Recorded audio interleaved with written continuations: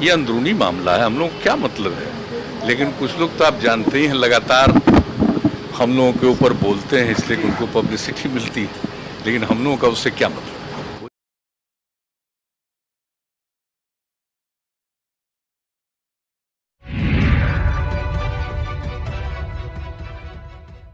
नमस्कार, इन खबर में आपका स्वागत है। लोक जनशक्ति पार्टी में छिड़ी रार बढ़ती जा रही है।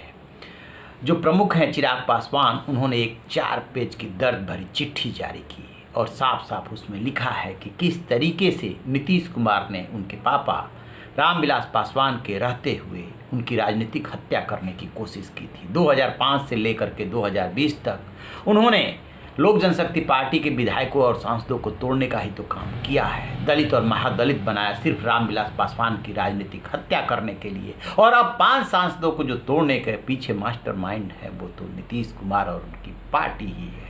ये उन्होंने शब्दों के हेर फेर के साथ उस चिट्ठी में बोली। इसके बाद नीतीश कुमार दिल्ली पहुंचे, पत्रकारों ने उनको घेरा और नीतीश कुमार ने कहा कि भला मेरा इससे क्या मतलब, ये तो उनके परिवार का अंदरूनी मामला है, पार्टी का अंदरूनी मामला है। वो नाम उन्होंने नहीं लिया चिराग पासवान का, लेकिन वो इसलिए मेरा नाम लेते हैं या मुझ पे वार करते हैं ताकि पब्लिसिटी मिले, कुछ इस तरीके से बोल रहे हैं। सुनिए नीतीश कुमार को।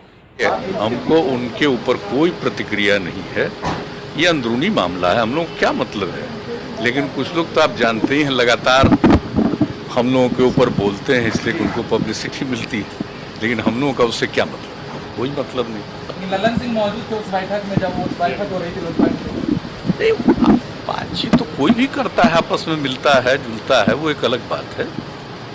लेकिन इस पूरे चीज में हम लोगों की क्या कोई भूमिका नहीं, तो आपस की बात है जो लोग जो कर रहे होंगे। जैसा कि आपने सुना, 4 पेज की चिट्ठी में चिराग पासवान अपने चाचा पशुपत पारस और नीतीश कुमार पे खूब जम के वार किया है। बताया है कि पशुपत पारस को बिहार प्रदेश अध्यक्ष से मैंने नहीं, रामविलास पासवान ने खुद हटाया था और वो उस आदमी के शरण में चले गए जिस आदमी ने आज तक लोक जनशक्ति पार्टी और रामविलास पासवान को अपमानित करने का काम किया है, तोड़ने का काम किया है।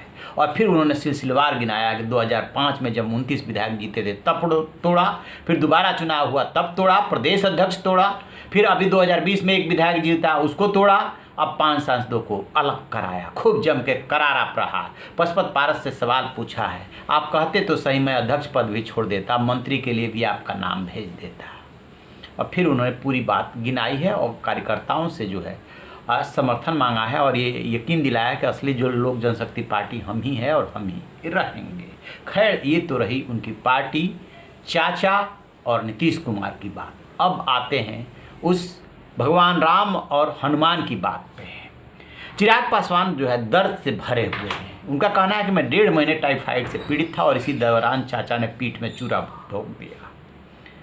मैं दौड़ा उनके दरवाजे पे गया, उन्होंने दरवाज़ा नहीं खोला और इसी दौरान उनका दर्द जो है बीजेपी को भी लेकर के छलका। इस मुश्किल घड़ी में चिराग पासवान ये उम्मीद कर रहे थे कि बीजेपी साथ देगी, लेकिन बीजेपी की तरफ से किसी का फ़ोन नहीं आया। उन्होंने द हिंदू अंग्रेजी अखबार को इंटरव्यू दिया है और कहा है कि मुझे लगता है कि बीजेपी ने मुझे अकेले छोड़ दिया है। वो ये बात भूल गई है कि 2014 में जब नरेंद्र मोदी का नाम प्रधानमंत्री के लिए आगे किया गया तब नीतीश कुमार उसके पहले ही साथ छोड़ करके चले गए थे। उनके जैसे ही नाम आया उसको छोड़ करके चले गए थे। ये रामविलास पासवान ही थे जिन्होंने बिहार में उनका समर्थन किया था। उनके साथ पासवान और दलित मतदाता डट करके खड़े हुए। ये तो नीतीश कुमार 2017 में रातों रात आकर के फिर से एनडीए ज्वाइन कर लिए। तब मेरे पापा ने जो वो एक धर्म होता है गठबंधन धर्म, उसको निभाया था। हम एक ही चुनाव तो इनके साथ लड़े हैं। कौन सा? 2019 का चुनाव। हमारे पास कोई ऑप्शन नहीं था, मजबूरी थी, गठबंधन धर्म था इसलिए लड़े। उसके पहले कभी भी जेडीयू के साथ एलजेपी ना साथ में लड़ी है और ना साथ रही है, क्योंकि नीतीश कुमार ने हमेशा दलित को जो है कुचलने का काम किया ताकि रामविलास पासवान बड़े नेता ना बन जाए। मैंने हमेशा उनको अपमानित किया। चिट्ठी में उन्होंने ये भी गिनाया है। खैर, अब जब बीजेपी के से संबंधित सवाल पूछा गया तो उनका दर्द छलका। उन्होंने कहा कि बीजेपी की तरफ से किसी का फ़ोन नहीं आया और मुझे लगता है कि उन्होंने छोड़ दिया है, तो हमें भी सोचना पड़ेगा। और भी बहुत कुछ बीजेपी के बारे में कहते चले गए हैं। इसके पीछे उनका ये भी दर्द है कि जब ओम बिरला स्पीकर ने उनको मान्यता दी, उससे पहले उनका कर्तव्य बनता था कि मुझसे एक बार वो बात करते, क्योंकि संसदीय दल का जो नेता चुना जाता है वो सिर्फ सांसद ही नहीं चुनते, उसमें पार्टी का भी रोल होता है।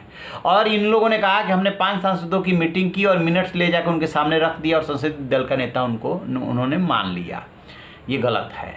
ये शनिवार को गए भी थे ओम बिरला से मिलने के लिए और अपना विरोध उन्होंने दर्ज भी कराया। इसके आगे फिर वो कह रहे हैं कि ठीक है, बीजेपी यदि चुप्पी साधे हुए है, अभी भी मेरा विश्वास जो है प्रधानमंत्री नरेंद्र मोदी में है, अब आगे देखते हैं। अब वो आगे कहते भी क्या।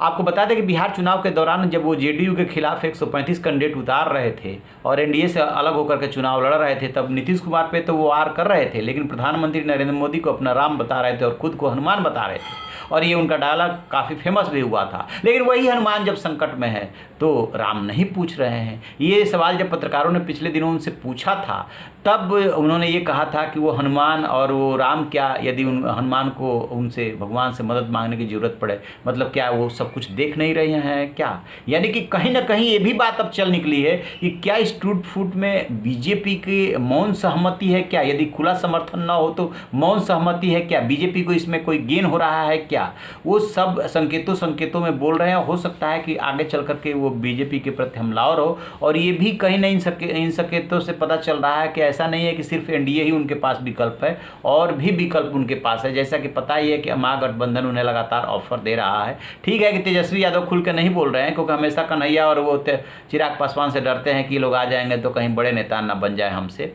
लेकिन है वो तो है ही, दूसरी तरफ से ऑफर दिया ही जा रहा है। तो देखते हैं कि अब आगे लड़ाई कहाँ टर्न लेती है। लेकिन चिराग पासवान का दर्द छलका 4 पेज की चिट्ठी में, इंटरव्यू में, और ख़ास तौर से जब अपनों से आहत होता है आदमी तो वो दर्द एकदम अलग किस्म का होता है। तो इस पूरे घटनाक्रम पे हम नज़र बनाए हुए, जैसे अपडेट मिलेगा आपसे साझा करते रहेंगे। आप रहिए बेखबर, देखते रहिए इन खबर। Thank you.